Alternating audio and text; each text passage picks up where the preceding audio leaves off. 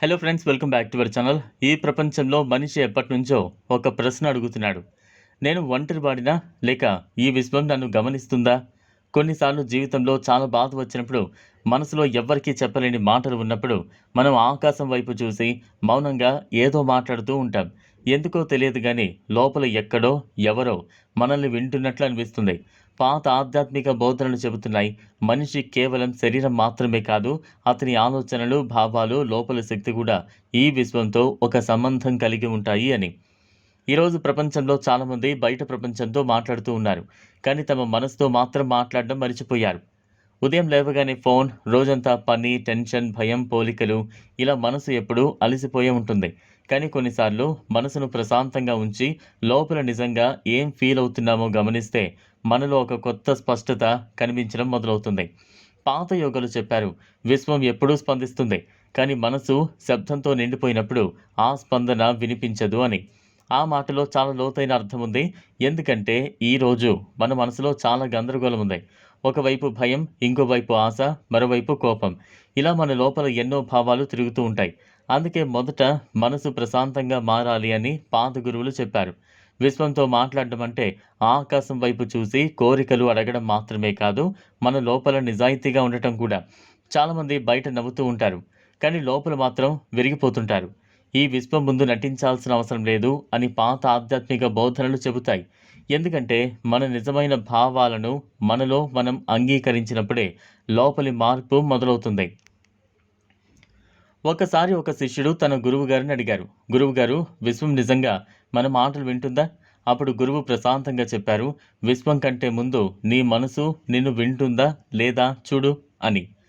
ఆ మాట చాలా గొప్పది. ఎందుకంటే చాలాసార్లు మనం మనల్ని మనమే వినం. మన హృదయం అలసిపోయినా కూడా పరిగెడుతూనే ఉంటాం. మనసు బాధపడుతున్నా కూడా దాన్ని దాచేస్తాం. కానీ ఒకరోజు ప్రశాంతంగా కూర్చుని మనలో నిజంగా ఏం జరుగుతుందో గమనిస్తే లోపల దాచుకున్న ఎన్నో భావాలు బయటకు రావడం ప్రారంభమవుతుంది. పాత ఆధ్యాత్మిక సంప్రదాయాల్లో ఒక గొప్ప విషయం ఉంది, ఆలోచనలు కూడా శక్తే అని. మనం ఎప్పుడూ భయంతో నెగిటివ్గా ఆలోచిస్తే మనం జీవితం కూడా నెమ్మదిగా అదే దిశలో మారుతుంది. అలాగే ప్రేమతో, నమ్మకంతో, స్పష్టతతో జీవిస్తే మనలో ధైర్యం పెరుగుతుంది. అందుకే చాలామంది గురువులు ప్రతిరోజు కొన్ని నిమిషాలు ప్రశాంతంగా కూర్చుని మన ఆలోచనలను గమనించమని చెప్పారు. ఈరోజు చాలామంది మేనిఫెస్టేషన్ గురించి మాట్లాడుతున్నారు, కానీ పాత యోగులు దీన్ని చాలా సింపుల్గా చెప్పారు. నీ లోపల ఏమి ఎక్కువగా ఉంటే అదే నీ జీవితంలో పెరుగుతుంది అని. అంటే ఎప్పుడు భయం ఉంటే జీవితం కూడా భారంగా ఉంటుంది, కానీ లోపల నమ్మకం పెరిగితే పరిస్థితులు మారకపోయినా మన దృష్టి మారుతుంది. విశ్వంతో మాట్లాడడానికి పెద్ద మంత్రాలు అవసరం లేదు. ప్రశాంతమైన మనసుంటే చాలు. రాత్రి కొంతసేపు కళ్ళు మూసుకుని నెమ్మదిగా శ్వాస తీసుకుంటూ మనసులో ఉన్న మాటలను నిజాయితీగా చెప్పండి. బాధ ఉంటే బాధనే చెప్పండి. భయం ఉంటే దానినే అంగీకరించండి. కృతజ్ఞత ఉంటే దాన్ని ఫీల్ అవ్వండి. ఎందుకంటే నిజమైన ప్రార్థన మాటల్లో కాదు, భావంలో ఉంటుంది. ఒకసారి ఒక శిష్యుడు అడిగాడు, గురువుగారు, విశ్వం నుంచి సమాధానం ఎలా వస్తుంది?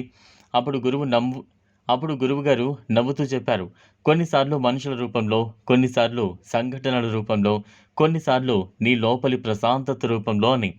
ఆ మాటలో కూడా చాలా లోతుంది. ఎందుకంటే చాలాసార్లు మనం బయట పెద్ద అద్భుతాల కోసం ఎదురు చూస్తాం, కానీ జీవితం చిన్న చిన్న సంకేతాల ద్వారా కూడా మనతో మాట్లాడుతూ ఉంటుంది. కొన్నిసార్లు ఒక మాట, ఒక పుస్తకం, ఒక వ్యక్తి, ఒక అనుభవం మనలోని దారిని పూర్తిగా మార్చేస్తాయి. ఇంకో ముఖ్యమైన విషయం ఏంటంటే, విశ్వంపై నమ్మకం పెట్టుకోవడం అంటే జీవితంపై సమస్యలు రావనే కాదు, కానీ సమస్యల మధ్య కూడా లోపల ఒక నమ్మకం ఉండటం, ఈ దశ కూడా దాటిపోతుంది అనే విశ్వాసం ఉండటం. ఈరోజు ప్రపంచంలో చాలామంది బయట ప్రపంచం కోసం చాలా సమయం కేటాయిస్తూ ఉన్నారు, కానీ లోపలి ప్రపంచాన్ని వినడానికి మాత్రం ఆగడం లేదు. అందుకే పాత యోగులు మౌనం, ధ్యానం, ప్రార్థనకు అంత ప్రాముఖ్యత ఇచ్చారు. ఎందుకంటే మనసు ప్రశాంతంగా ఉన్నప్పుడు మాత్రమే లోపలి స్వరం స్పష్టంగా వినిపిస్తుంది. చివరిగా ఒక విషయం గుర్తుంచుకోండి, విశ్వంతో మాట్లాడడం అంటే బయట ఎక్కడో ఉన్న శక్తితో మాత్రమే మాట్లాడడం కాదు, మనలోని నిజమైన స్వరాన్ని వినడం కూడా. మీరు లోపల నిజాయితీగా మారినప్పుడు నెమ్మదిగా జీవితం కూడా కొత్త దారిని చూపించడం మొదలు పెడుతుంది. ఇది ఫ్రెండ్స్ ఇవాల్టి వీడియో. ఈ వీడియో కనుక మీకు నచ్చినట్లయితే లైక్ చేయండి, షేర్ చేయండి, ఛానల్ను సబ్స్క్రైబ్ చేసుకోండి. Thanks for watching.